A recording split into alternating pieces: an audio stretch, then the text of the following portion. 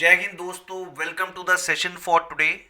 Today we are having a very special guest, Mr. Adarsh Paliwal, who has recently qualified the CDS paper and has been recommended as All India rank 119 in OTA.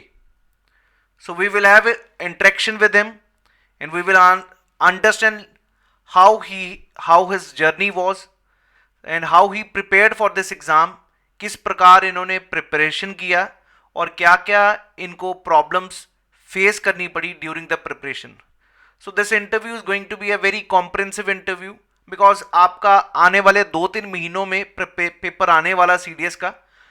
और बिल्कुल SSB के बारे में discuss करेंगे. Lot of things which we will be covering in this interview with the recent recommended candidate Adarsh Palliwal. Welcome Adarsh for this interview for today. तो दोस्त आप थोड़ा सा अपने बारे आज पहले बताइएगा कि what is your background, otherwise आपके फैमिली बैकग्राउंड क्या है. सर फादर डॉक्टर है मेरे. Okay. I have completed my 11th and 12th of science maths. Okay. After that, sir, I shifted from science to arts. I did my Bachelor of Arts, and currently I'm pursuing MBA. You are pursuing MBA. तो दोस्त family background doctor हैं और कहीं ना कहीं doctor का बेटा doctor ही हमेशा समझा जाता है कि डॉक्टर बने. And all of a sudden you shifted from non-medical towards your this art subjects. May I know what was the reason? Sir maths was the reason. Okay. Maths के sir सवाल फॉर्मूले मुझे नहीं पसंद आते थे. 11th 12th में dream था, फादर ने भी कहा था कि साइंस लो, सब्जेक्ट अच्छा है. हम्म. So sir, I did, but then I realized that I need to shift my subject, so I did that thing. ठीक है आदर्श. लेकिन साइंस कई बार क्या होता है, साइंस बैकग्राउंड वाला बंदा जिसको मैथ्स नहीं अच्छा लगता वो मेडिकल लेता है. तो आपने मेडिकल लेने की नहीं सोची उस समय? No sir, sir, I never felt like going into medical line. कभी अंदर से नहीं आया sir. Okay.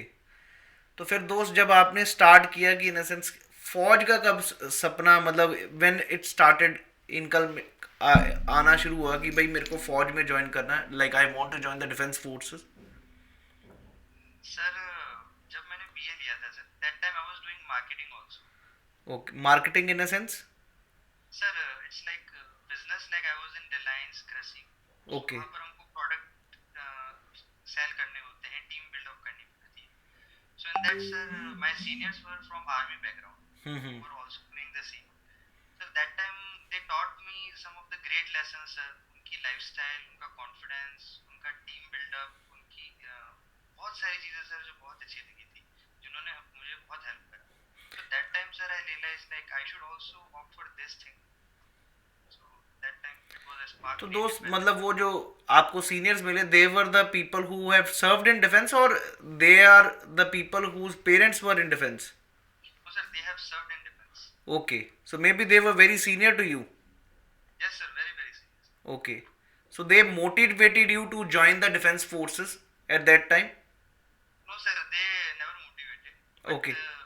in the conversation with them, and I got to know that there is something which is learned from army. Like like you must have seen certain special characteristics on them जो आम normal civilian में नहीं मिलते. true sir, yes sir. Okay. Those were the things. सो तब आप motivated हुए कि मैं डिफेंस फोर्सेस में जाऊंगा. Yes sir. तो फिर जब स्टार्ट हुआ, पहले दिमाग में टेंशन भी हुई कि यार ये पेपर करना कैसे, how did you come to about CDS exam and all these? उन्होंने तो आपको मोटिवेट कर दिया फौज में जाना है. एंट्री का कैसे पता चला कि कैसे एंटर करना है ये सारा? Sir, Google पर सर्च करा, कुछ फ्रेंड से पता करा. I asked about them. So they said that CDS is something, UPSC का एग्जाम होता है. So sir, that time बहुत था कि UPSC इतनी बड़ी चीज है, कैसे करेंगे. हम्म. बट उन्होंने कहा कि बच्चे देते हैं, एक बार ट्राई करो. So sir, that time I said okay, अपन इसके लिए फाइट करेंगे. And then I decided to fill the form. Okay. तो दोस्त तब जब आपने डिसाइड किया फाइट करने को, तो कहीं ना कहीं आपका उस समय एज क्या था? सर 2 साल पहले की बात है, 21. 21. So how you started? You started your preparation on your own at that point of time?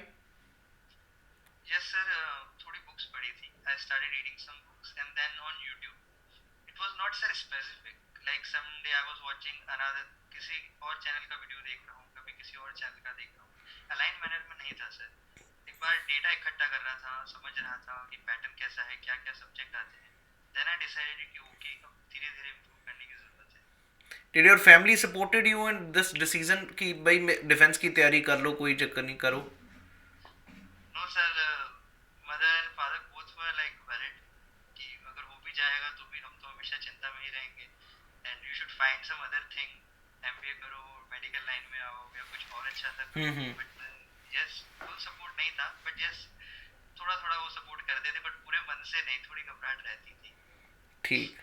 और अब कैसा है वैसे उनका फीलिंग?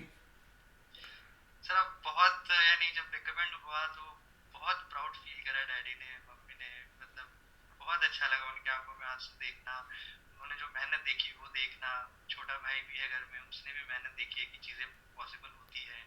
सो बहुत कुछ बदला है उसके बाद, उनका भरोसा मुझ पर। So it was really good sir. That's wonderful my dear. तो दोस्त, अब थोड़ा सा अपना प्रिपरेशन के बारे में बताएं। जब आपने स्टार्ट कर दिया, यूट्यूब पे सर्च करना शुरू कर दिया, so how did you like decided कि यार मेरे को किसको फॉलो करना है, क्या चीज़ें करनी शुरू करनी है? Like you must have been looking for offline coaching, online coaching, everything. कोई कन्फ्यूजन भी आ रही होंगी जब प्रिपरेशन स्टार्ट करनी थी? डेफिनेटली सर, स्टार्टिंग में जब मैंने फर्स्ट अटेम्प्ट दिया था sir, that time paper clear नहीं हुआ, मैं यूट्यूब से ही पढ़ रहा था। आई डिसाइडेड कि शायद मुझ में कोई कमी होगी, मैं वापस से पढ़ता हूँ, एंड सेम टीचर से मैं वापस से पढ़ा सर।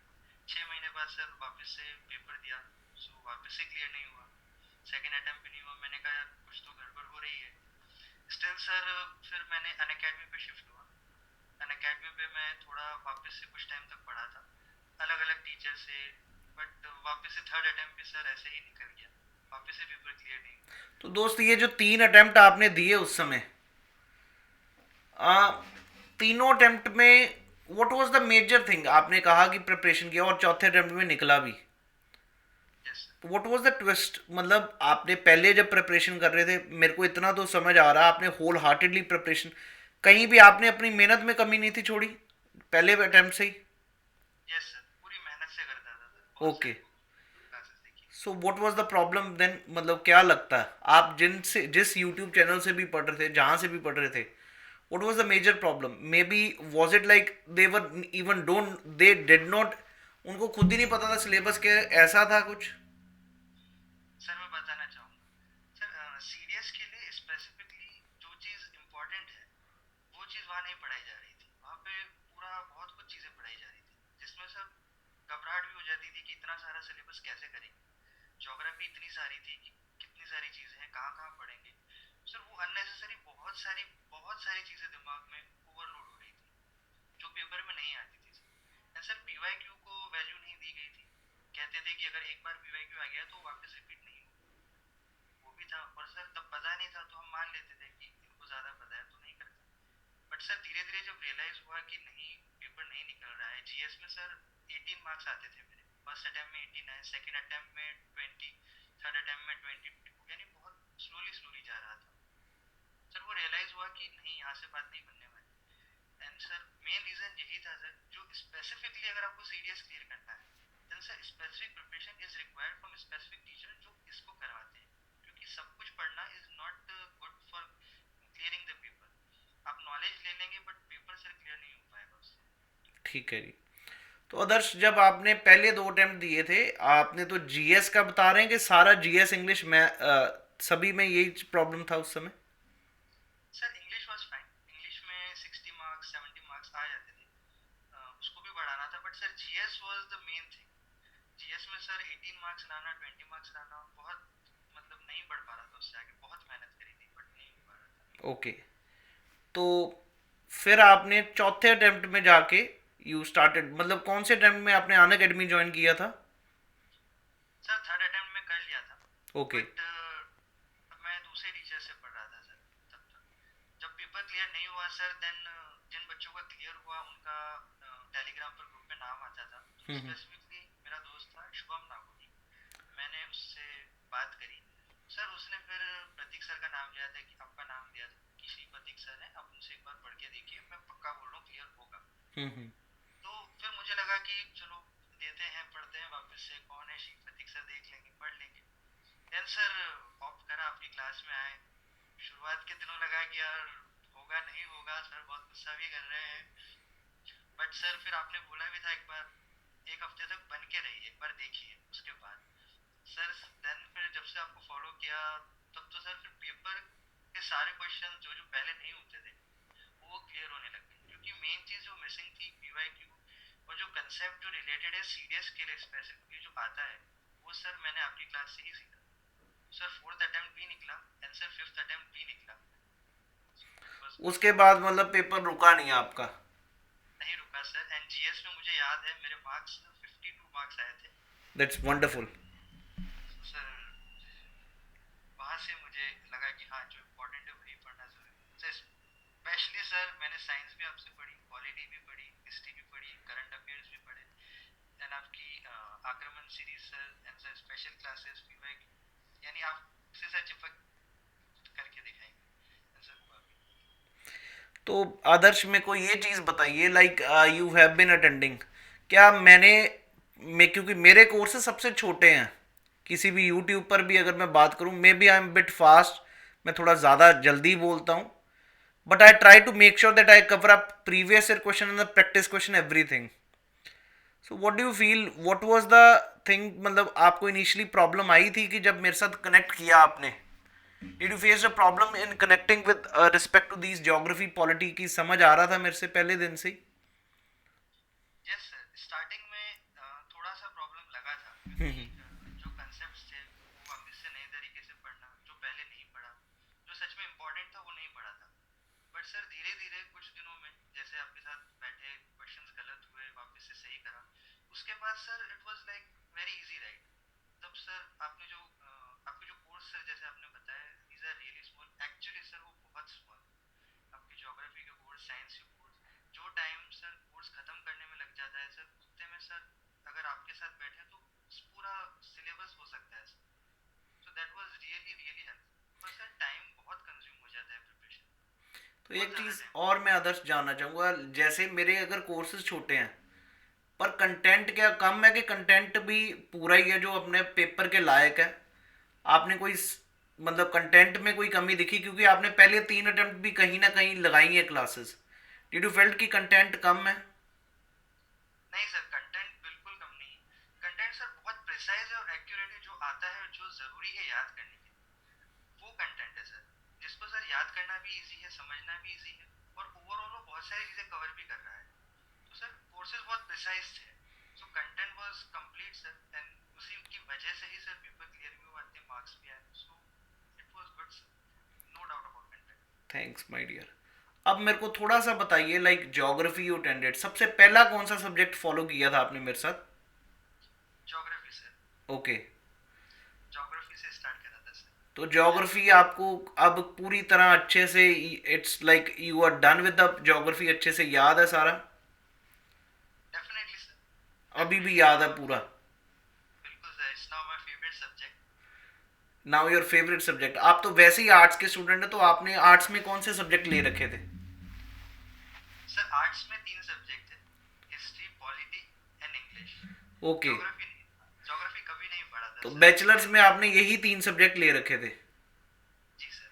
तो दोस्त वहां पर जो कॉलेज की स्टडीज, वहां पे जाते थे कॉलेज में regularly? You have been a regular student over there? No sir, I was not regular, it was non regular college. Okay. तो फिर आपको मतलब इंटरेस्ट अब जागा था जब आपने यहाँ पर पढ़ा, कि पहले भी इंटरेस्टिंग लगता था आर्ट्स जब सब्जेक्ट्स लिए थे, बुक से पढ़ते थे ये सब्जेक्ट्स, हिस्ट्री, पॉलिटी, ये वाले? सर फ्रैंकली तब नहीं पढ़ते थे, तब सर एग्जाम के एक हफ्ते पहले बुक आती है वन वीक जिसका नाम रहता है, उससे पढ़कर सर पेपर क्लियर करते थे, बट पढ़ते नहीं थे, और सर पढ़ाई वैसी होती भी नहीं थी। अब ऐसा इंटरेस्ट जागा हुआ इन सब्जेक्ट्स में आपका अभी भी, like you have an interest in these subjects now? Yes sir, definitely sir, मैं बहुत सारे कंसेप्ट्स अपने दोस्तों को भी शेयर करता हूँ, मम्मी डैडी को भी बताता हूँ, बहुत मजा आता है सर अब साइंस को, ज्योग्राफी को समझना। सो नाउ सर इंटरेस्ट बहुत अच्छे से जाग चुका है। ठीक दोस्त। अब मेरे को थोड़ा सा ये बताइए, like it's the time for most of the aspirants who are appearing in this upcoming examination of CDS. What was your strategy जब आपने पहली बारी में क्रैक किया, अगले 3 बारी भी क्रैक किया, आपने मेरे साथ क्लासेस तो लगाई, अभी भी मेरे साथ काफ़ी लोग क्लासेस लगा रहे होंगे जो ये वीडियो भी देख रहे होंगे. What was the strategy which you fail like, क्योंकि मेरे साथ पढ़ते तो बहुत है भाई, निकालते तो कोई कोई है. आपने क्या स्ट्रेटजी फॉलो किया था कि जो आपको लगा कि यार this should be the strategy और इससे पेपर पक्का क्रैक हो जाएगा? तो थोड़ा बता सकते हैं आप उसके बारे? Sure sir. सर सबसे पहले तो सारे कोर्सेज को मैंने देखा था. हम्म. एंड सर जिस कोर्स में मेरा वीकनेस थी, जैसे स्टार्टिंग में ज्योग्राफी वीक था, सर मैंने उस कोर्स को 3 बार 4 बार लगाया है आपके सेम कोर्स को. बोर नहीं हुए क्या? नहीं सर, नहीं हुए. ओके. सर पहली बार कोर्स लगाया, कुछ चीज़ें कम समझ आई, बहुत चीज़ें समझी, बट कुछ चीज़ें रह जाती. तो सर वापस से उसको 1.5x पे या फिर 2x पे लगाकर मैंने कोर्स को देखा. राइट. सर थर्ड बार कुछ टाइम बाद वापस से टाइम था, क्योंकि सर कोर्स इतने छोटे हैं कि वो जल्दी जल्दी हो जाते हैं, तो मैंने वापस से उसको करा. सर मैंने इतने स्ट्रांगली उसको अपने अंदर उतार लिया था वो नॉलेज को, 1 बार 2 बार 3 बार कोर्स को देख देख के जो वीक थे. Then sir it was easy, क्योंकि क्लास के अंदर ही पीवाईक्यूज आप कराते हैं सर, तो उसमें बहुत हेल्प हुई. एंड सर कोर्स करने के बाद स्पेशल क्लासेस पीवाईक्यूज की जो रहती हैं, sir main thing was PYQ. Previous year questions के बिना नहीं हो पाता सर. जो सर मैंने 3 बार पेपर दिए थे उसमें मैंने कभी इतने फोकस तरीके से नहीं करे थे. लेकिन आपकी क्लास करने के बाद सर मैं ऑनलाइन टेक्स्ट बुक वेबसाइट है वहाँ पर हर साल के 18, 19, 20 के मैं मॉक देता था. उसमें मार्क्स जब आते थे धीरे धीरे इम्प्रूव होते थे. Then I got to know कि yes this is the right strategy. And जो नहीं आता था सर उसको मार्क करता था, उसको लिखता था. जो रिपीट हो रहे हैं, साइंस के क्वेश्चंस हो गए, जैसे सर कॉनकेव कॉन्वेक्स लेंस के रिपीट होते हैं, उसको करना सर, जो कभी पहले नहीं आते थे. तो sir PYQ answer your class, I did only these two things. उसके अलावा सर मैंने और कुछ नहीं करा. नहीं, आपने एनसीईआरटीज रीड नहीं किया ज़्यादा? नहीं सर, मैंने एनसीईआरटी नहीं करी, लक्ष्मीकांत भी नहीं कभी खरीदी, ना रीड करी सर. क्योंकि सर आपके कोर्स में वो सब हो जाता था, तो मुझे नहीं लगा करने की जरूरत पड़ी. ओके. अब मेरे को आदर्श थोड़ा सा बताइए लाइक व्हाट वाज योर, वही चीज़ मैं पूछा था. आपने प्रिपरेशन, आपने कहा वीडियोस देखी, लेकिन सेल्फ स्टडीज में how many hours did you devoted? और कब, मतलब अब आप 6 महीने से अगर पढ़ भी रहे हो तो बंदे की तैयारी में मेरे को लगता है एक वेव आती है, कभी बहुत हाई वेव होती है कि बंदा 12-12 16-16 घंटे भी पढ़ता है और फिर अचानक नीचे भी आता है. सो मतलब अब अगर मैं बात करूं तो अब जिसने भी सीडीएस का पेपर देना है, ही इज हैविंग एन अप्रैल, अब उसको दिख रहा है कि यार मेरे पास गिनती के 75 to 80 डेज हैं. तो क्या आपका भी प्रिपरेशन मोड तब फाइनल मोड होता था कि अब गियर डालने की जरूरत है गाड़ी में, कि अब तैयारी मतलब फास्ट मोशन पे चलेगी? Sir consistency is one thing, वो सर बहुत इंपॉर्टेंट है. राइट. फर्स्ट डे से ही सर 3 बार फेलियर ऑलरेडी मिल चुका था सर. मैं नहीं चाहता था कि फोर्थ बार मैं वापस से हूँ, क्योंकि एज भी जा रही थी. Sir consistency is must. Daily sir course लगाने के बाद उसको रिवाइज करना. सर अराउंड सेल्फ स्टडी की अगर मैं बात करूँ तो 6 आवर्स 7 आवर्स में रिपोर्ट करता था. उसके बाद सर कंसिस्टेंटली सर डेली करना. कभी सर इच्छा नहीं होती थी कि नहीं पढ़े, बाहर चले जाते हैं, तो सर चला जाता था, मतलब रोकता नहीं था, क्योंकि फिर पढ़ाई करूंगा, अगर वो चीज़ दिमाग में रहेगी तो मैं वो बर्डन नहीं लेता था, मैं चला जाता था. और जाने के बाद सर और लगता था कि अब घूम आया तो वापस से ज़्यादा सीरियसली पढ़ना है. तो सर वेव बिल्कुल रही. कभी ज़्यादा पढ़ने का इच्छा होती थी, रात की सर 4 4 भी बज जाती थी, 5 भी बज जाती थी. ओके. और सर सुबह सर लेट उठता था, लेकिन रात को मैं फोकस तरीके से पढ़ता था. How many hours did you use to devote for your preparation? मतलब कितने घंटे पढ़ते थे आप दिन में, मतलब कितना को थोड़ा आइडिया?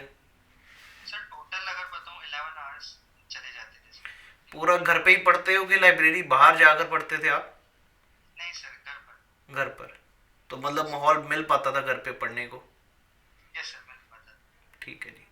तो दोस्त अब थोड़ा सा ये भी चीज़ बताइए, लाइक हाउ मेनी आवर्स तो बताया, आपने कुछ सब्जेक्ट्स को प्रायोरिटी भी दिया होगा कि यार ये सब्जेक्ट्स को ज़्यादा प्रायोरिटी देनी, बाकियों को कम, कुछ ऐसा भी था? बिल्कुल था सर. सर हिस्ट्री जैसे कि थोड़ा वीक था मेरा. Then sir science, political science and geography. Sir सबसे ज़्यादा मैंने वेटेज दिया था कि इन पे सबसे ज़्यादा क्वेश्चंस भी सर इन्हीं से ही आते हैं, साइंस से बहुत सारे क्वेश्चंस आते हैं एंड कंसेप्चुअल क्वेश्चन है जो कि क्लियर हो सकते हैं, फैक्ट वाइज आते हैं। तो सर साइंस पे बहुत ध्यान दिया था। पॉलिटी सर इजी सब्जेक्ट है, उस पर भी बहुत ध्यान दिया एंड सर ज्योग्राफी पे भी बहुत ध्यान दिया। देन सर हिस्ट्री में जो इम्पोर्टेंट है, जो रिफॉर्म्स हैं, जो सर आपने भी बताए थे एंड जो जनरली आ रहे हैं, गांधी जी पे आते हैं, वो सर याद करे थे। इकोनॉमिक्स में भी सर जैसे मैंने पूछा था आपसे भी, जो ग्राफ्स होते हैं वो इम्पोर्टेंट है, जो कुछ मार्केट है, मोनोपोली, ओलिगोपोली, ऐसे सर वो इम्पोर्टेंट इम्पोर्टेंट है, वही याद करे थे। तो सर यस सर, ये करना पड़ता है सर, अगर आपको स्पेसिफिकली पेपर क्लियर करना है तो कुछ सब्जेक्ट्स को प्रायोरिटी पे रखना पड़ेगा। तो सर ये 3 सब्जेक्ट मैंने बहुत स्ट्रॉन्ग कर दिए। बिल्कुल जी। अब रिगार्डिंग इंग्लिश बताइए, आपको पहले डर लगता था वैसे इंग्लिश के भी पेपर का, या English was never a fair for you? Sir English was not that much, but yes sir vocabulary was like something जो इम्पोर्टेंट है, जो बहुत लेट रियलाइज हुई। स्टार्टिंग में लगता था ग्रामर के रूल्स ही करेंगे, वर्ब प्लस थर्ड फॉर्म और बहुत सारी चीज़ें, इससे हो जाएगा। बट सर क्लोज टेस्ट में वोकैबुलरी, सिनोनिम्स, एंटोनिम्स वो बहुत इंपॉर्टेंट थे। तो उसके लिए सर वो चीज़ें कभी पढ़ी नहीं थी, but it was not a fear क्योंकि स्कूलिंग इंग्लिश मीडियम में ही हुई है। Yes sir daily 1 hour devote करता था, नए शब्द लिखता था सर, यूट्यूब से देखकर, क्लासेस से देखकर उनको सर रिवाइज करता था और जनरली सर लाइफ में भी बोलता था। जो आज नया शब्द सीखा तो मेरे फ्रेंड को बोलूंगा, मेरे दोस्तों को बोलूंगा, पापा मम्मी को बोलूंगा, तो उनको भले समझ आए ना आए लेकिन मैं एक बार उनको बोल देता था तो ताकि वो वो याद कभी। भी होता था, बिल्कुल। यस आप न्यूज़पेपर पढ़ते हैं वैसे? Yes sir. शुरू से ही, तब से ही पढ़ रहे हैं जब मेरे साथ कनेक्ट हुए थे, या एसएसबी के टाइम शुरू किया न्यूज़पेपर? सर जब रियलाइज हुआ कि पेपर क्लियर हो जाएगा उस टाइम से सर मैंने स्टार्ट कर दिया था एडिटोरियल्स पढ़ना। ओके। स्टार्टिंग से नहीं पढ़ता था सर। कौन सा न्यूज़पेपर पढ़ते हैं आप? Times of India. Times of India. तो मतलब वहां पर भी आप वोकेबलरी के वर्ड्स ढूंढते रहते हैं अब भी? यस सर बिल्कुल सर, एडिटोरियल में बहुत सारे वर्ड्स होते हैं जो नहीं पता होते, वो हम्म। हाईलाइट कर देता था एंड देन उसको सर्च कर देता था। ठीक दोस्त, तो इंग्लिश के लिए भी आप अगर कह रहे हैं, तो अगर किसी को सजेस्ट करना हो, like all the aspirants who are watching this video, what should they do for English, how they should prepare for English, what is your मतलब words of wisdom for them? Sir सबसे पहले जिनको English अगर नहीं आती तो English को sir जैसे सर मूवीज होती है, स्टार्टिंग मूवीज से करनी चाहिए जिसमें आपका मन लगे। कुछ एंटरटेनिंग मूवी देख ली, कॉमेडी देख लिया, क्योंकि सर उनके शब्द को देख के, वीडियो को देख के एक सेंस बन जाता है, अच्छा ये शब्द यहाँ पर काम आता है, तो एक धीरे धीरे समझ में आने लगती है चीजें। उसके बाद सर उसको बोलना इंपॉर्टेंट है। आप टूटी फूटी इंग्लिश बोले लेकिन बोले सर। हम भी सर इंग्लिश मीडियम से पढ़े बट इतनी परफेक्ट नहीं आती है, बिल्कुल। आज भी नहीं आती सर इतनी परफेक्ट, बहुत बार गलत होते हैं। बट बोलना बहुत इंपॉर्टेंट है कि आप अपने साथ ऐसे कुछ दोस्त रखें जो सच में सीरियस हैं, उनके साथ आप बोलें, बात करें, गूगल मीट करें, या फिर सर ऑनलाइन वीडियो चैट्स होते हैं, आप स्ट्रेंजर से बात करते हैं। सर मैं भी वीडियो चैटिंग एप्लीकेशंस होते थे जिसमें आप फॉरेनर से बात कर सकते हैं, तो मैं उसमें भी जाता था, इंग्लिश में उनसे बातें करता था। नहीं, फॉरेनर के साथ मेल या फीमेल के साथ बात करते थे आप? दोनों सर, दोनों दोनों होते थे, दोनों होते थे उसमें। ओके। सर उसमें भी सीखने को मिलता था, वो कुछ बोलते थे, हम कुछ बोलते थे, तो उसमें सर जैसे हेजिटेशन मिटती है। नहीं, मेन रीजन आपका उनके साथ चैट करने का यही होता था कि मेरी इंग्लिश और बढ़े, एक्सपोजर मिले। Yes sir. रीजन ये था बिल्कुल mainly. Sir. That's wonderful yes. My dear. अब आदर्श, मेरे को थोड़ा सा, मैथ्स आपने छुआ ही नहीं कभी फिर उस समय? नहीं सर कभी नहीं। कभी छुआ ही नहीं। तो अब मेरे को ये बताइए दोस्त, जब आप ये जीएस और इंग्लिश की तैयारी तो की, क्या आप सजेस्ट करोगे कि अभी 75 डेज है, how should they follow, plan out, plan कैसे बनाए, कितनी बारी रिवाइज करें पेपर से पहले कि भाई वो चीजें अच्छे से स्ट्रांग बन सके? सर इंट्रोस्पेक्शन मस्ट है, कि आपको पता होना चाहिए कि आपके कौन से सब्जेक्ट स्ट्रांग है, इस पे आपको कम टाइम देना है, कौन से वीक है इस पे ज़्यादा टाइम देना है, और वेटेज को भी ध्यान में रखना है। जैसे सर हिस्ट्री बहुत वास्ट है, अगर आपके पास टाइम कम है तो आप हिस्ट्री पे जो सबसे इंपॉर्टेंट है आप उसी पे ध्यान दीजिए। एंड जो साइंस है, अगर आपकी साइंस वीक है तो आप उस पर ज़्यादा ध्यान दीजिए। साइंस के पीवाईक्यू देखिए, साइंस के जो मेन कंसेप्ट हैं वो देखिए। एंड सर जिसमें से सबसे ज़्यादा मार्क्स आते हैं, वेटेज आता है, जैसे पॉलिटी हो गया, साइंस हो गया, ज्योग्राफी हो गया, उनको पहले करिए सर। उसके बिना सर पेपर निकालना बहुत बहुत डिफिकल्ट हो जाता है। सर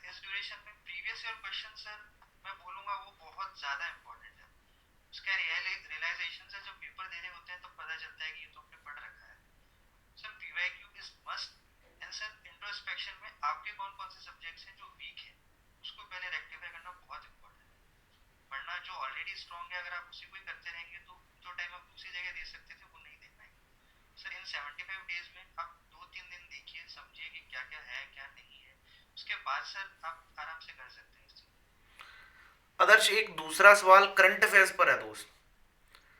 आप करंट अफेयर्स भी पहले अटेम्प्ट्स में भी करंट अफेयर्स के लिए तो पढ़ते होंगे उस समय भी। So what did you feel कि करंट अफेयर्स में कैसा चाहिए फोकस, किस प्रकार हमें फोकस करना चाहिए for the current affairs paper? Sir पहले जो करंट अफेयर्स करे थे उससे वैसे नहीं बनता था, बट सर जैसे आपके साथ आए ही दक्षिणा क्लासेस पे जब मैंने करंट अफेयर्स देखे, 6-6 मिनट की सर 7-7 मिनट की वीडियो होती थी, उसमें मैं शॉक हो गया था कि इतना कम टाइम के अंदर कैसे कोई करंट अफेयर करा सकता है, पॉसिबल ही नहीं है। क्योंकि सर पहले जनरली सर करंट अफेयर्स की क्लासेस 1-1 घंटे की होती है, 1 आवर की करंट अफेयर की क्लासेस होती है जो डेली मैं पहले देखता था। बट सर करंट अफेयर ऐसी चीज है जो मैंने बताया यूपीएससी में सीडीएस के अंदर किस टाइप के आ रहे हैं वो जानना इंपॉर्टेंट है, और अगर किसी को पता है वो कैसे आ रहे हैं तो आप उनसे पढ़िए। मेरे लिए सर मैं आपसे पढ़ता था, आपकी क्लासेस देखता था, जो सर आप इम्पोर्टेंट मार्क कराते थे मैं वही पढ़ता था, उसी को ही बार बार रिपीट करता था, कॉपी में लिखता था, जो बहुत इंपॉर्टेंट थे उसको करता था। सर बहुत छोटी छोटी वीडियो होती थी और उसमें भी इम्पोर्टेंट होते आंसर सब आ भी जाते थे, तो उससे मैंने करंट अफेयर्स सिर्फ सर आपके चैनल से ही करा। तो आपके करंट अफेयर्स सारे मतलब तकरीबन अच्छा स्कोर बन गया था करंट अफेयर्स में भी? You were like satisfied with your attempt in current affairs also? Yes sir definitely sir, मैं बहुत हैप्पी था सर जब मैं कर रहा था। मतलब जो सर करंट अफेयर आपने बोला था ये पक्का आएगा, अगर नहीं आए तो आप मुझे छोड़ देना। मैं वैसे सोच रहा था सर कि काश ये करंट अफेयर ना आए तो मैं सर को बोलूंगा सर आए ही नहीं, बट सर वो जैसे ही करंट अफेयर मैंने देखा था, मैं एक बार तो बहुत जोर से हंस दिया था, तो आसपास के लोग भी मुझे देखने लग गए थे कि ऐसा क्या हुआ। तो सर करंट अफेयर डेफिनेटली आए थे and it was very fruitful sir, उसने बहुत मार्क्स भी बूस्ट करे। अब मेरे को आदर्श थोड़ा सा आपने जीएस के बारे में बताया, like you prepared with me for geography, for polity, for science and the current affairs. आपका स्कोर, आपने कहा कि आप 3 बारी मेरे साथ ही क्वालिफाई हुए। जब से मेरे साथ आपने you started your journey with me, you have been able to qualify your exam. Yes तो मेरे को ये बताइए, आपका स्कोर भी बड़ा बड़ा हर अटेम्प्ट में क्या क्या स्कोर रहा? थोड़ा सा याद है आपको स्कोर जीएस में कैसे कैसे था score? Sir third fourth attempt में जब पेपर दिया था तब सर 53 मार्क्स आए थे। That was your highest score? Yes sir that was my and it's, highest. मैं कहूँगा दोस्त, वैसे ही सबसे बड़ा हाईएस्ट स्कोर होगा ऑल ओवर भी। 53 score is very big score for any CDS aspirant. लोग 20 टपते हैं बहुत मुश्किल। और बाकी अटेम्प्ट्स में? सर फिफ्थ अटेम्प्ट में सर मुझे एग्जैक्टली याद नहीं, बट 47 to 49 के बीच में था। ओके, सो सर उस दो में स्कोर यानी मॉडरेट चल रहा था, अबाउ 46 ही चल रहा है। That's wonderful my dear.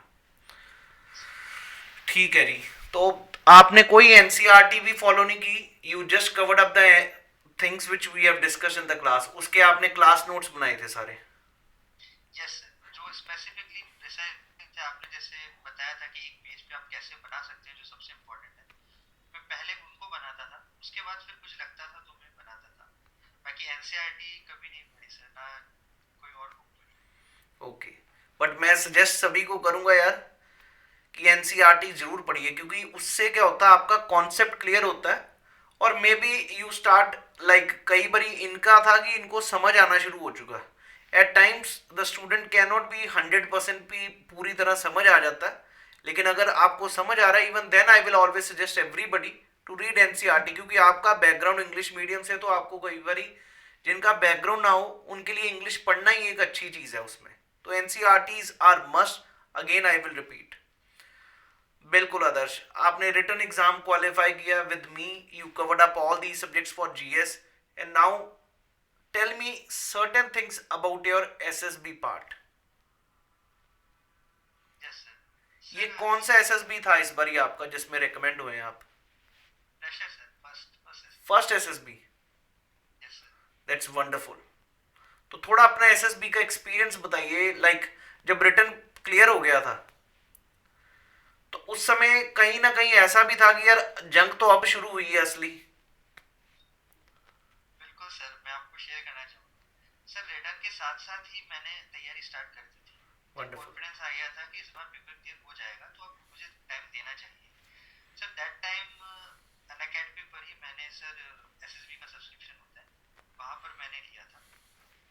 Then sir वहाँ से सीख सीख के सर मैं गूगल मीट पर भी बहुत सारे बच्चे जैसे मिलते हैं, रात को 9 बजे सेशन होता था, पीपीटी करते थे, लेक्चरेट करते थे, वहाँ पर धीरे धीरे चीज़ें सीखी सर। स्टार्टिंग में बहुत अंडर कॉन्फिडेंट महसूस हुआ क्योंकि ऑलरेडी बच्चे बहुत आगे हैं, बहुत सारे लोग रिपीटर्स हैं, किसी के 4 4 अटेम्प्ट हैं और हम फ्रेशर भी हैं और चीज़ें समझ भी नहीं आ रही। But sir consistency is the key. Regularly classes जाना, डिस्पाइट आप गलत कर रहे हैं, आप अच्छा नहीं परफॉर्म कर रहे हैं, बट जो अच्छा कर रहा है आप उससे सीख सकते हैं कि कल को मैं भी ये पॉइंट लाऊंगा, मैं भी ये चीज़ सीखूंगा। उससे सर पता चला कि कैसे आपको सोच को डेवलप करना है। एंड सर स्पेसिफिक मेंटर होना बहुत ज़रूरी है एसएसबी के लिए, मैं मानता हूँ। बिकॉज सर एसएसबी को क्लियर करने के लिए कुछ अलाइन चीज़ें हैं जो माइंड में आपके होनी चाहिए। आप मतलब एसएसबी ऐसी चीज़ नहीं है कि आप जाएंगे और हो जाएगा।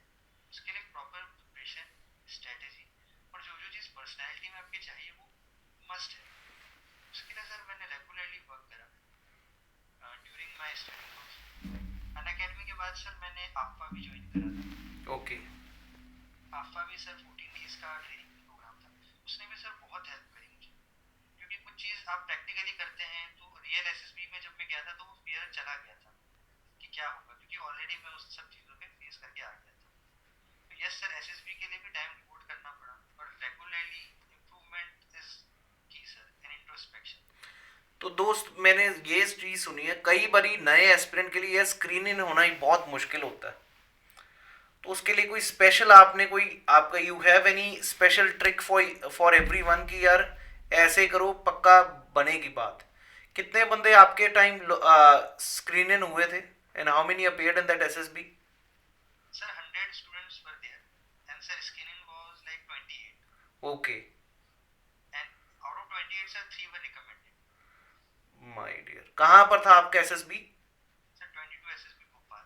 भोपाल में? तो ये तो यस बोर्ड वैसे भी थोड़ा खतरनाक है जी। नहीं सर ऐसा नहीं है, मैं हम्म। नहीं बोलूँगा ऐसा।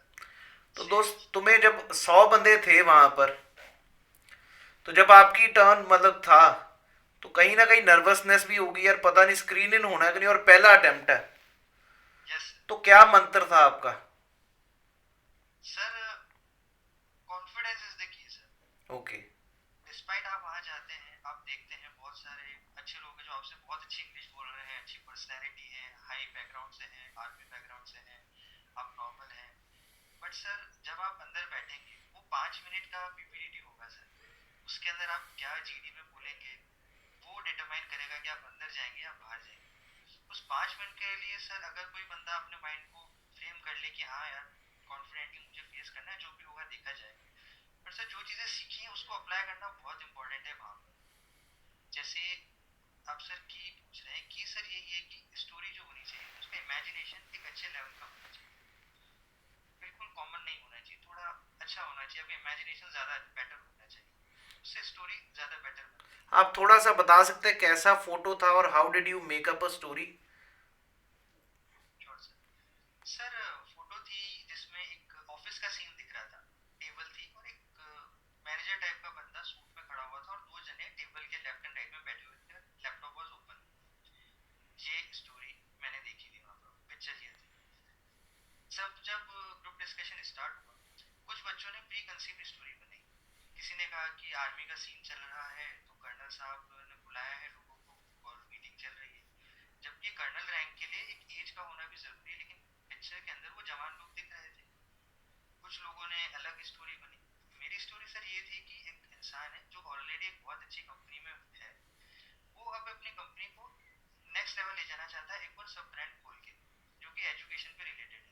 तो उसने अपने 2 दोस्तों को बुलाया जो ऑलरेडी एमएनसी में अच्छी पोस्ट में, उनसे उन्होंने स्टार्टअप का आइडिया शेयर किया, उसने लैपटॉप में अपनी चीजें बताई, और उनके पास जो फंड्स होते हैं वो तीनों जने फंड्स को इकट्ठा करके एक ऐसा सॉफ्टवेयर बनाते हैं ऑनलाइन जो हेल्प कर सके एजुकेशन प्लेटफॉर्म पे। तो सर वो तीनों जने बैठते हैं, उसको करते हैं और बना देते हैं, और फिर बेटा टेस्टिंग भी करते हैं उसकी, और उसके बाद वो लॉन्च करते हैं, और सर वो फीडबैक लेके इम्प्रूव करते हैं। ये मेरी स्टोरी। ये तो आपने पूरी अन अकेडमी की स्टोरी बता दी है दोस्त। सर वैसे बढ़िया। कह रहा हूँ। ओके। अच्छा अच्छा ओके, अन अकेडमी की। Yes sir, might be. तो ये तो story really it was really impressive, definitely it was an impressive one. तो जब अंदर गए दोस्त, और यहाँ पर आपको स्टोरीज में दिख गया था like lot of people even if they were speaking very well they were not able to make up a good story. Yes sir. Sir, perception बहुत इंपॉर्टेंट है सर। आप भले कैसे भी हैं, आप जैसे अंदर जाते हैं, जब ग्रुप डिस्कशन स्टार्ट होता है, वहाँ पर आप कैसे बिहेव करते हैं वो भी देखा जाता है। कुछ हाँ। बच्चे बहुत एग्रेसिवली बोलने लग जाते हैं, जो फ्रेशर भी होते हैं उनको पता नहीं होता है। Sir, it's a group discussion. अगर हम सोचेंगे कि स्टोरी है, ग्रुप डिस्कशन के अंदर 80% स्टोरी में बोलूंगा, 20% बाकी बोलेंगे, ऐसा नहीं है सर। 10% आप बोलेंगे, 12% कोई और बोलेगा, फिर आप 15% आप बोलेंगे, फिर कोई और बोलेगा, फिर आप उनको जोड़ के एक स्टोरी बनाए। अगर हम सोचेंगे मैं करूंगा, मैं ही बनाऊंगा, मैं ही अंदर जाऊंगा, तो सर वो अगेंस्ट में काम करता है और आप आउट हो जाते हैं। वो वो सारे बच्चे कॉपरेटिवनेस ही नहीं दिखाएगा। और मैं दोस्त वैसे बात करूंगा कि आपकी आवाज में जैसे आप बोल रहे हो ना, it's like a very mature person and very polite person who speaking. Thank you sir. यही टोन था आपका एसएसबी में भी बिल्कुल। यस सर, बिल्कुल same. That is the one of the reason which I will say. उसके बाद बताइए, जब आप अंदर गए तो फिर उसके बाद कैसा था जी? सर, मैं एक चीज शेयर करना चाहूंगा। हाँ जी। फ्रेशर्स का सर बैच अलग बनता है। 28 बच्चे अंदर गए थे, जिसमें सर फ्रेशर्स 1 to 10 12 तक कंप्लीट हो जाते हैं। हाँ जी। उसके बाद सर रिपीटर्स का बैच बनता है। मैं सर अकेला स्टूडेंट था जिसको रिपीटर्स के बैच के अंदर डाल दिया गया था। मुझे नहीं पता, मेरा नंबर 27 था। जबकि 27 नंबर रिपीटर्स का होता है, जो कि सबसे लास्ट में होता है। वहाँ पर भी सर जब मैं गया तो मुझे बहुत बुरा लगा कि मैं तो फ्रेशर हूँ, मुझे 1 to 10 के अंदर डालना चाहिए, तो डिस्क्रिमिनेशन। और फ्रेशर्स लोगों ने कहा हाँ बात सही है। लेकिन जब साथ में आए, उन्होंने बोला कि उनकी लैंग्वेज देखो, कच्चा जब आ जाएगा। सर उन्होंने डराया भी, दबाया भी, जबकि सब चीज़ स्टार्ट नहीं हुई थी। बट मैंने उनको बोला था कि आप हजम कर पाओ मेरे को तो कच्चा जमा देना, तो ठीक है। सर बात यही है कि आप ग्रुप डिस्कशन में आप कैसे अपने आप को परफॉर्म करेंगे, वही चीज़ है। वहाँ पे प्रेशर होगा, कुछ बच्चे आपको परेशान करेंगे, कुछ बच्चे आपसे ऊपर दिखेंगे, थोड़ा इन्फीरियरिटी कॉम्प्लेक्स होता है सर, डेफिनेटली। आप जब जाएंगे, आप अपने से बेहतरीन को देखेंगे तो लगेगा कि यार मैं शायद इसे कम्पीट कर पाऊँ, ना कर पाऊँ। लेकिन सर वही है कि आप 5 मिनट बुरा मान लीजिए, 10 मिनट नेगेटिव हो जाइए, लेकिन 11वें मिनट आपको वापस अपने उसी स्टेज पे आना है जहाँ सर आप पहले थे। अगर आप वो नहीं कर पाए सर, तो सर वहाँ पर लोग दबा देते हैं। तो participation, active participation is must. आप ग्रुप डिस्कशन के अंदर हैं, आप जीपी के अंदर हैं, आप ग्राउंड के अंदर हैं, वहाँ पर भी वही पार्टिसिपेशन कि 10% मैं बोलूँगा, फिर कोई बोलेगा, सारा मैं नहीं बोलूँगा। और वही चीज़ सर, एग्रेसिव नहीं होना है, डिस्पाइट आपको कोई कर रहा है तो ये चीज़ थी सर। आदर्श, अंदर जाकर बाकी जो आपका ग्राउंड टास्क थे वो बिल्कुल सही गए आपका? मतलब कहीं भी आपको लगना शुरू हो चुका था जब आप स्क्रीन इन हो चुके थे, अंदर से कन्विक्शन आना शुरू हो चुका था लाइक मेरा ये मानना, जब आप इंटरव्यू में भी जाते हो तो कहीं ना कहीं एक इंट्यूशन आनी शुरू हुई थी, भगवान आज मेरे साथ है, चीजें अपने आप बनती जा रही है, बनती जा रही है, ऐसा कुछ हो रहा था आपके साथ भी? Definitely sir. या कहीं ऐसा भी लग रहा था शायद मैं बाहर हो जाऊंगा, अब अंदर तो आ गया लेकिन मेरे मेरे को नहीं लग रहा आई विल बी रिकमेंडेड, ऐसा भी फीलिंग आया था? सर डर थोड़ा आता था, बट ज़्यादा मुझे ये लगता था कि मैं रिकमेंड हो जाऊँ। ओके। उसमें मुझे फेथ था सर, क्योंकि ओके। सर जो चीज़ मैंने पढ़ी थी, जो चीज़ न्यूज़पेपर पढ़ता था सर, डैड की इमेजेस थी, बैड की इमेजेस थी, जीटीयू का जो ग्राउंड था सर, उसको सर मैंने ब्रेन में अपने आप ही ट्रेन कर लिया था कि मैं वहाँ पर ऐसे परफॉर्म करूँगा, कभी ऐसा हुआ तो ऐसे करूँगा। मैं सर दिन भर दिमाग में सोचता रहता था कि अगर ऐसा है तो मैं क्या बोलूँगा, वैसा है तो क्या बोलूँगा। तो सर वो चीज़ हेल्प भी करती थी, क्योंकि अगर पहले से ही दिमाग में मैंने मानस बना दिया तो वहाँ पर वो हो जाता था। एंड जैसे सर थोड़ा लक भी इम्पोर्टेंट है, क्योंकि इतनी चीज़ें करी थी तो उसमें बहुत सारी चीज़ें रिपीट हो रही थी, कुछ इमेजेस रिपीट हो गई थी, तो वो भी था। टीटीओ के जो टास्क थे वो भी हुआ, एंड सर ग्रुप डिस्कशन जो था वो भी रिपीट हुआ। तो वो जो कंसिस्टेंसी सर जो पिछले 6-7 महीने से मेहनत थी। था, बिल्कुल सर, वो 5 उन्होंने हेल्प करी सर। सो मैं यही चीज कहूंगा कि वो 14 दिन ने तो आपको पॉलिश किया जो आपने एसएसबी की कोचिंग में लगाया, बट मेन मेहनत आपने पिछले 6-7 महीने से अपने माइंड को डेवलप किया, ट्रेन किया कि भाई इस ऐसे करना है। and that is what has really brought up the fruits in terms of results. Interview में कहीं जीएस का भी रोल था, जनरल स्टडीज से भी क्वेश्चन पूछे गए, कोई जीके के एसएसबी में कोई रोल हो था? सर रिटर्न पेपर से रिलेटेड नहीं पूछे थे उन्होंने। वो मानते हैं कि जैसे आपने पेपर क्लियर किया है तो आपसे रिटर्न के नहीं पूछते, आपने कर रखा है। बट यस सर, जैसे रशिया यूक्रेन का चल रहा था, श्रीलंका का था, उन्होंने उस चीज़ पे पूछा। उन्होंने आर्मी से रिलेटेड कुछ चीज़ें पूछी जो जनरली एक नॉर्मल बेसिक इंसान को पता होनी चाहिए, जो थोड़ा अवेयर है, थोड़ा सा टीवी देखता है, न्यूज़पेपर देखता है, सोशल मीडिया चलाता है, उसको पता होनी चाहिए। और सिर्फ सुपरफिशियल ही नहीं सर, थोड़ा डीप में कि ऐसा क्यों हो रहा है, आपको क्या लगता है गवर्नमेंट क्या कर रही है, आपके हिसाब से क्या होना चाहिए। तो वो सर इम्पोर्टेंट है कि आप अवेयरनेस रखें, तो थोड़ी सी ज़्यादा अच्छे से रखें कि कैसे चीज़ें बन रही है, नहीं बन रही है, हमारी गवर्नमेंट क्या कर रही है, हम क्या कर सकते हैं। तो उस पर उन्होंने क्वेश्चन पूछे थे। राइट। आदर्श, मेरे को थोड़ा सा और बताइए, like if somebody has started preparing for this April attempt and somebody who is in मतलब प्रिपरेशन मोड में है, क्या मतलब तीन चीजें होनी चाहिए which he should always see when he is preparing for defence forces? मतलब आप तीन कोई बेसिक क्वालिटीज जो अभी इम्बाइब करनी चाहिए, जो आपको लगा कि यार शायद मैं और इम्बाइब कर सकता था उन क्वालिटीज को, जिससे मैं कुछ उभर के और अच्छा आता। लाइक बेसिक आपको क्या चीज लगती है कि यार जिसमें टाइम लग सकता है किसी नया बंदा, क्योंकि आपका बैकग्राउंड भी नहीं था, आप एक नॉर्मल सिविलियन बैकग्राउंड से जो थे, तो कुछ ऐसी तीन क्वालिटीज जो किसी को भी अगर अभी से इम्बाइब करनी शुरू करनी चाहिए, जब वो अभी स्टार्ट कर रहा है रिटर्न की preparation, what things you will you suggest them? Sir specifically अगर मैं एसएसबी की बात करूँ, then sir confidence is the mother of all qualities. Then sir second believe, believe is very very important. And third thing is sir consistency. Confidence sir होना चाहिए आपको अपने आप पर कि कोई बात नहीं, आज चीज़ें नहीं समझ आ रही है लेकिन कल आएगी, कल नहीं तो परसों आएगी। और उसे छोड़ देना वो सर सही नहीं है। रियल एसएसबी के अंदर भी सर वो आपको दबाएंगे, बहुत सारे ऐसे क्वेश्चंस पूछेंगे जो आपने सोचे नहीं होंगे, ना आइडिया लगा सकते कि क्या आंसर दूंगा। वो ऐसे पूछेंगे, वो रिलेशनशिप से हो सकते हैं, वो आपकी लाइफ से हो सकते हैं, वो आपके फेलियर से हो सकते हैं। और सर अगर वहां पर आप दब गए तो वो देख लेगा कि यार इसमें कॉन्फिडेंट नहीं, क्योंकि रियल वॉर सिचुएशन में आप जब सेलेक्ट होंगे तब तो बहुत प्रेशर पड़ेगा। Sir confidence and self and consistency on your hard work is very very important. आज सर जहां पर भी आप स्टैंड करते हैं उससे कोई फर्क नहीं पड़ता है सर। आपकी जब एसएसबी है या जब भी आपका इंटरव्यू है, उस ड्यूरेशन के अंदर आपने कितनी मेहनत मारी है, वही सर जो चीज़ है वो आपको आगे ले जाएगी। अगर आज मैं सोच लूंगा इतना कम टाइम में मैं नहीं कर पाऊंगा, तो सर कभी भी नहीं होने वाला है। लेकिन अगर आज मैं सोच लूँ कम टाइम में लेकिन इतना टाइम तो बचा हुआ है, चलो जो जो नहीं आता है उसको करता हूँ, डेली करता हूँ, देन सर डेफिनेटली होगा।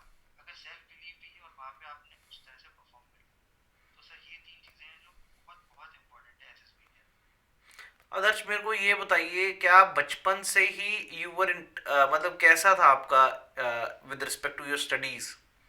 टेंथ ट्वेल्थ गया, फिर ग्रेजुएशन आया, were you an average, above average और below average?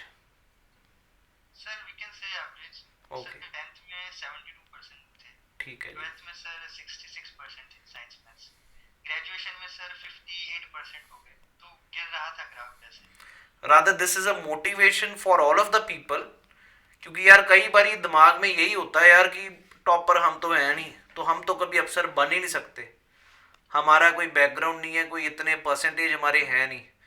But this is सामने आपके एक बंदा जिसके कोई बहुत ज़्यादा एक्स्ट्रा ऑर्डिनरी मार्क्स नहीं है, very normal, but the etiquettes which you have, the manner which in which the way you are speaking, that is really commendable. और वो चीज़ें कहीं ना कहीं आपको ज़रूरी नहीं कि सिर्फ पढ़ाई हो, बट बाकी चीज़ें अगर हो अच्छी तो वो बहुत मायने रखता है। आपका कोई को करिकुलर एक्टिविटीज़ क्या आप करते हैं? सर कॉलेज के अंदर जब मैं था सर, देन सर वहाँ पर कुछ जो इवेंट्स होते हैं, रोडीज होता है, ग्रुप डिस्कशन होता है, एडवर्टीजमेंट क्रिएशन होता है, जो भी फन एक्टिविटीज जो भी कॉलेज कराता है, मैं सर उसमें पार्ट लेने लग गया था। ओके। कि एसएसबी की प्रिपरेशन में ऐसी चीज़ें बन गई थी दिमाग में कि एक इंसान कैसा होना चाहिए। तो पहले से आज तक तो कभी करा नहीं था सर। फिर वही अगर मैं सोच लेता कि यार आज तक तो करा नहीं तो अब मैं वहाँ भी क्या करूँगा, नहीं कर पाऊंगा। हम्म। फिर सर वापस से ये सोचा कि कॉलेज है तो वहाँ पर कुछ आ रहा है तो अपन उसमें पार्ट लेते हैं। उसमें मैंने पार्टिसिपेशन किया, उसमें जीता भी सर, फर्स्ट भी आया। तो उस उन चीज़ों से मैंने रेगुलरली कर करके अपने आप को देखा। एंड सर इंट्रोस्पेक्शन की मैंने पहले क्या करा, मैंने सर स्केटिंग करी थी जो कि 8th क्लास में करी थी, बहुत टाइम हो गया था उस बात को। तो उसको देखा कि मैं उसको लिख सकता हूँ, उसके लिए नॉलेज गैदर करी। एंड करंटली सर कॉलेज के इवेंट्स जो मेन था, आप वो कर सकते हैं। कोई भी इंसान से जैसे जो कर सकता है, जैसे अगर कोई एक्टिविटी है, एनजीओ के अंदर जा सकते हैं, आप पढ़ाना अच्छा आता है आप पढ़ा सकते हैं, कॉलेज की एक्टिविटी कर सकते हैं आप। जैसे सर हमारे यहाँ पर होली का दहन था, तो होली ऑर्गेनाइज मैंने कराई थी। मैंने कहा था मैं रिस्पॉन्सिबिलिटी लूंगा, सबसे चंदा कलेक्ट करना, लकड़ी के लिए वहाँ गड्ढा खोदना, लकड़ियाँ लाना, चारा लाना, कितने में लाए, वो सब चीज़ें सर एसएसबी में पूछी गई थी, क्योंकि वहाँ झूठा झूठ तो आप बोल नहीं सकते, वो पकड़ लेते हैं। वो पूछते भी हैं कि सर चारा कितने रुपए किलो का लाए, लकड़ी कहाँ से काटी, गीली लकड़ी थी क्या, पटाखे किसने लगाए। तो ये रियली अगर आपने करा है तो आप बोल लेंगे। मॉम डैड की सर एनिवर्सरी भी थी, तो मैंने कहा था मैं ऑर्गेनाइज कराऊंगा, डिस्पाइट ये पहले कभी नहीं किया बट ट्राई करते हैं। तो वो सब चीज़ें वहाँ पर भी उन्होंने पूछी। तो जो छोटी मोटी गलतियाँ थी और एक ऑनेस्टी दिख जाती जब आप बोलते हैं कि हाँ ये इसने कर रखा है।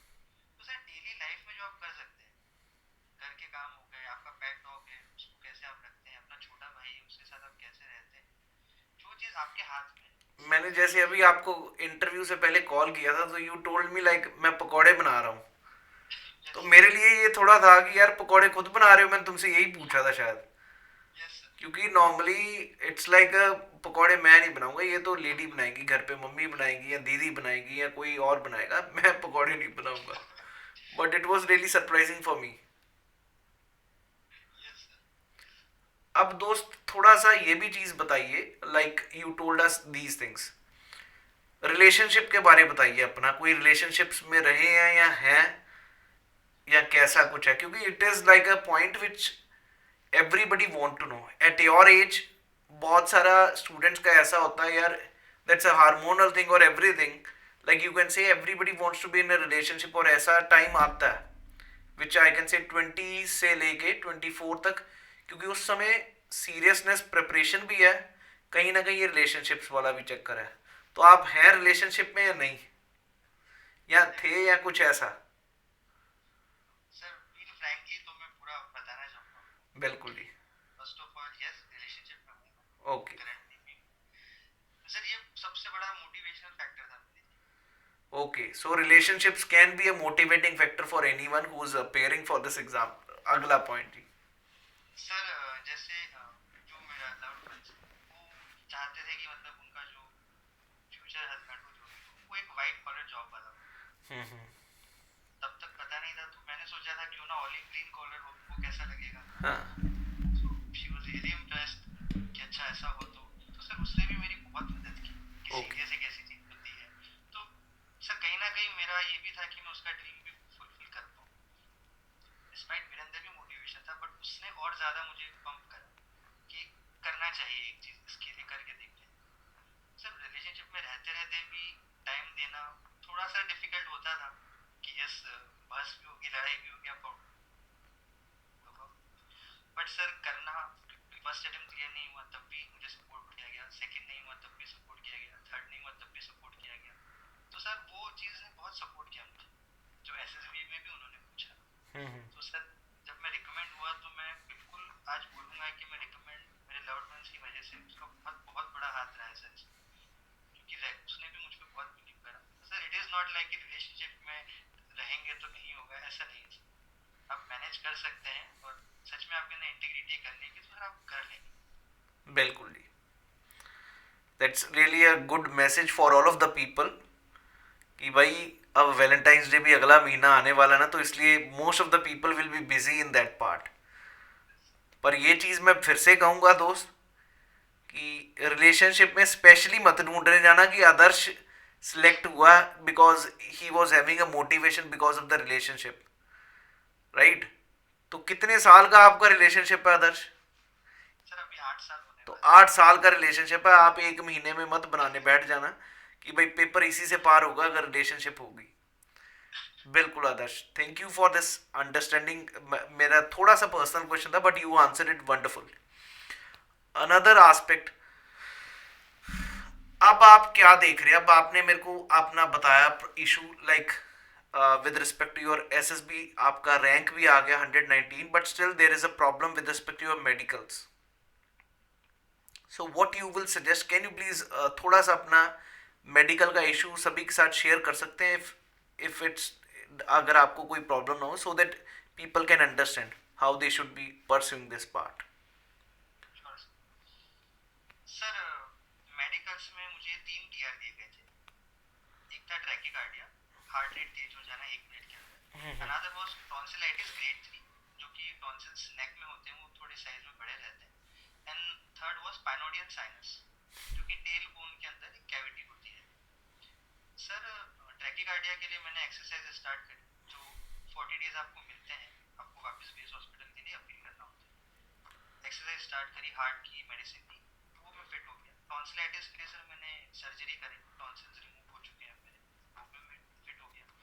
पाइनोडियल साइनस के लिए सर मैंने एमआरआई कराई थी, तो डॉक्टर्स ने कहा कि आपको कुछ ऐसा है नहीं, यस आपके पैदाइशी एक डिम्पल जरूर है जो वैसा लगता है, लेकिन वो एग्जैक्टली वैसा नहीं है। सर आई वाज कॉन्फिडेंट कि क्लियर हो जाएगा, बट वहाँ पर जब मैं गया तो उनकी एमआरआई के हिसाब से वो चीज़ भी एक्सेप्टेड नहीं है।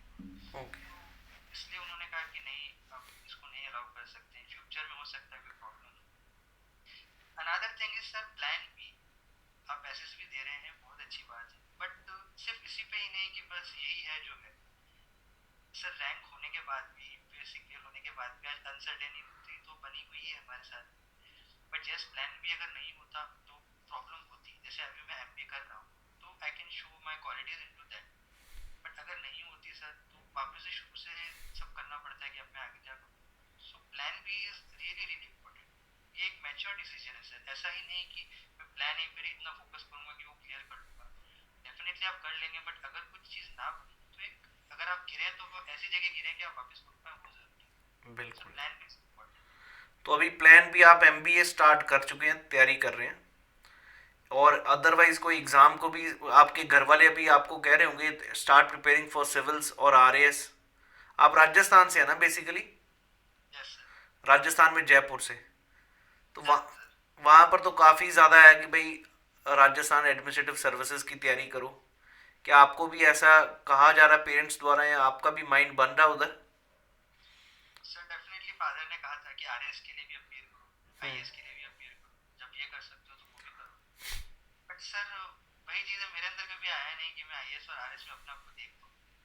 वर्दी में बिल्कुल सर वो एक फील आता था कि मैं देखूंगा, तो सर मैं उसके लिए नहीं जा रहा हूँ फिलहाल।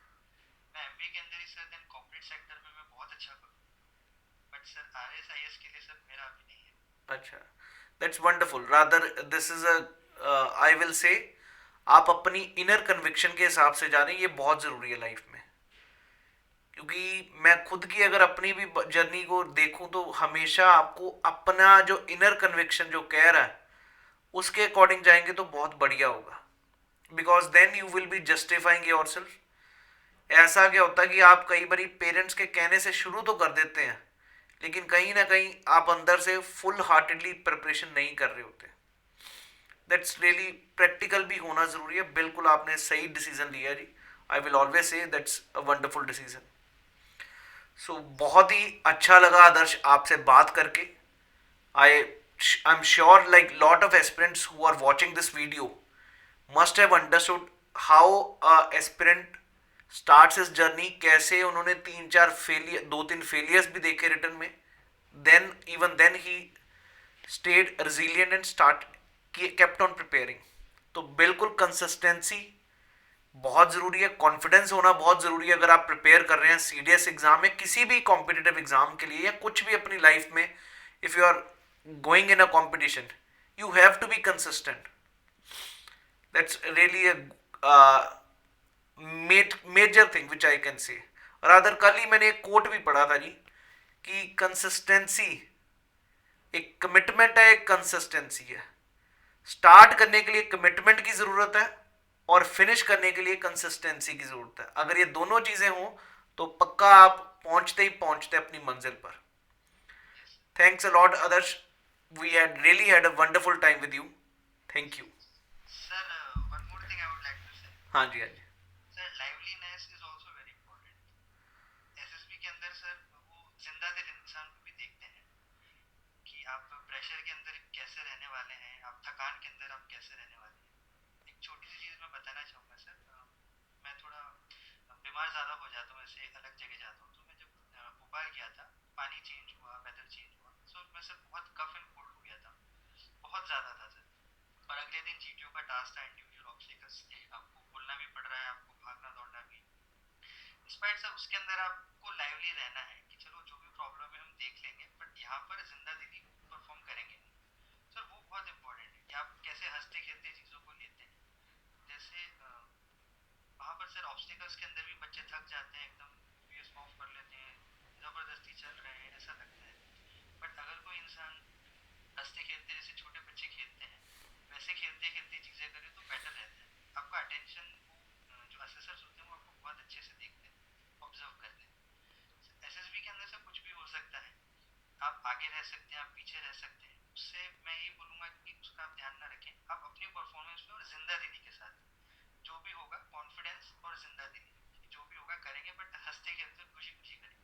वो सर बहुत इंपॉर्टेंट है। इंटरव्यू हो गया, साइकोलॉजिकल हो गया, या फिर ये बिल्कुल जी, रादर मैं यही चीज़ एक थोड़ा ऐड ऑन करना चाहूँगा। रादर जब प्रिपरेशन भी कर रहे हैं तो लाइवलीनेस अपनी मत छोड़िए, क्योंकि कई बारी बंदा ना टेंशन में होके ही starts getting depressed. Stay live and stay happy when you are preparing for this exam. एक बार ये दर्श ज़रूर सभी को लेट्स क्रैक इट एक बारी बोल दीजिए, और रेफरल कोड भी बता दीजिए अगर किसी ने भी, because he has wholly prepared on Unacademy with us, और इनका पूरा प्रिपरेशन वहीं पर हुआ और इजीली ही has been able to crack the exam every time. So let's crack it एक बारी लेट्स ज़रूर बोलिए। Crack it, let's crack it. And please Prateek Takshashila code आप अप्लाई करें अनअकैडमी पे। डेफिनेटली जिन जिन का पेपर अब तक क्लियर नहीं हुआ है वो 100% क्लियर होगा। Thank you, Adarsh, and thanks to all of you people who have been watching this video. Thank you. Jai Hindi.